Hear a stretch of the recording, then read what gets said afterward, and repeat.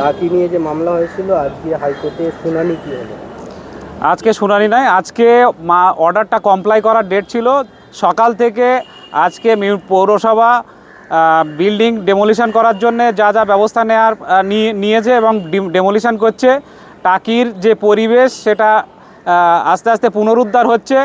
এটা শুধুমাত্র বিল্ডিং ভাঙা নয়, এটা হলো অহংকার ভাঙা, অত্যাচার ভাঙা, অবৈধ নির্মাণ, যে নির্মাণের সঙ্গে অবৈধ কার্যকলাপ জড়িত আছে, বাংলাদেশের সঙ্গে চোরাচালান ইত্যাদি বহুত কিছু এই দুই বিল্ডিংকে কেন্দ্র করে, এই দুই গেস্ট হাউসকে কেন্দ্র করে গড়ে উঠেছে।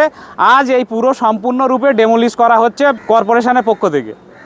এতদিন মানা হচ্ছিল না, হঠাৎ বিজেপি সরকার আসার পরে অবৈধ নির্মাণ এটা দীর্ঘদিন ধরে এই প্রক্রিয়াটা চলছে এবং এর আগেও হাইকোর্টে মামলা ফাইল করা হয়েছিল। সেখানে বলা হয়েছিল যে বিশেষ রকমভাবে ডকুমেন্টস কালেক্ট করে মামলাটা ফাইল করার জন্যে। এটা হলো বিশেষ ডকুমেন্টসগুলো কালেক্ট করার পর সেকেন্ড টাইম মামলাটা ফাইল করা, পাবলিক ইন্টারেস্ট লিটিগেশন ফাইল করার পর আজকে যে অর্ডারের কমপ্লাই হচ্ছে, যে ডেমোলিশন করা হচ্ছে পুরো বিল্ডিংটা। এবং আমার ওই অঞ্চলে বাড়ি, আমরা জানি যে কিভাবে এই সমস্ত অবৈধ কার্যকলাপগুলো ঘটে, কারা কারা এর সঙ্গে জড়িত। তারা মানে দীর্ঘদিন ধরে প্রচুর কোটি কোটি টাকা, এবং এই কোটি কোটি টাকাগুলো এই সমস্ত অবৈধ নির্মাণ, যেটা হলো বাংলাদেশের সঙ্গে, আপনি এই হোটেলগুলো দেখতে পাবেন যে এমনভাবে কনস্ট্রাকশনটা নদীর ওপর করা হয়েছে যে মানে কোনো ব্যক্তি হোটেল থেকে সোজা নদী থেকে বাংলাদেশে বেরিয়ে যেতে পারে। এরা কি রাজনৈতিক কোনো পাওয়ার নিয়ে করেছিল? এরা রাজনৈতিক 2011 সাল থেকে টাকির একটা পরিবেশ ছিল, সেই পরিবেশটা সম্পূর্ণরূপে বিঘ্নিত ঘটানো হয়েছে। আমরা ছোটোবেলা থেকে টাকির বিভিন্ন সাংস্কৃতিক প্রোগ্রাম, কালচারাল প্রোগ্রাম আমরা পার্টিসিপেট করে আসছি, এবং সেখানে দেখছি যে সেই সমস্ত পরিবেশগুলো সম্পূর্ণরূপে ধ্বংস করা হয়েছে 2011 সালের পর থেকে। তারপরে এবার এরা এখানে সবথেকে বড় জিনিস হলো নদীর পাড়ে অবৈধ মানে কনস্ট্রাকশন করে সেখান থেকে বাংলাদেশের সঙ্গে এদের সম্পূর্ণরূপে লিঙ্ক, এবং সেটা হলো বৈধ পথে কিছু হয় না, এটা সম্পূর্ণরূপে অবৈধ পথে। এর পরবর্তীতে যেটা ধরা হবে সেটা হলো বাংলাদেশ থেকে যারা কাঁটাতার পেরিয়ে এসে শ্বশুরকে বাবা বলে চালাচ্ছে, বা মানে মামা শ্বশুরকে বাবা বলে চালাচ্ছে, তাদের প্রক্রিয়াটা শুরু হবে।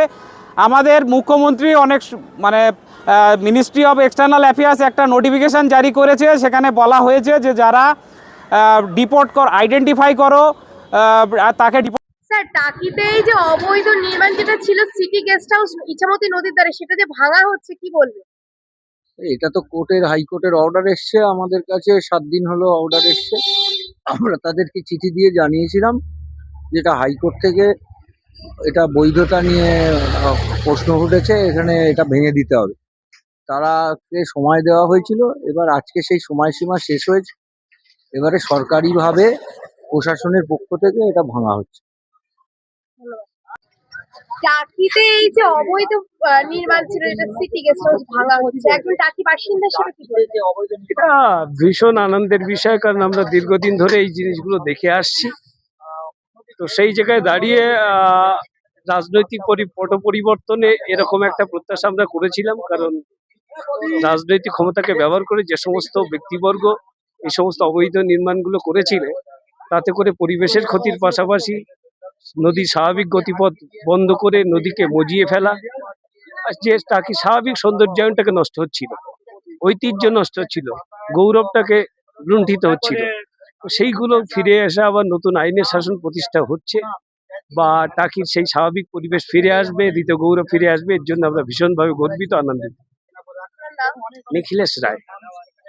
অবৈধ যে নির্মাণটা ছিল সিটি গেস্ট হাউস আজ ভাঙা হচ্ছে, কি বলবেন? এতে আমরা খুব আনন্দিত, এতে আমরা খুব শান্তিপ্রিয়, যেভাবে ছিল সেইভাবে থাক। হ্যাঁ, ওরাই এসে আমাদের শেষ করি যে টাকিটা, টিএমসি এসে এরাই শেষ করিস টাকিটা। আমাদের টাকির একটা নাম ছিল, আমরা টাকির লোক ছেলেবিলি আমরা।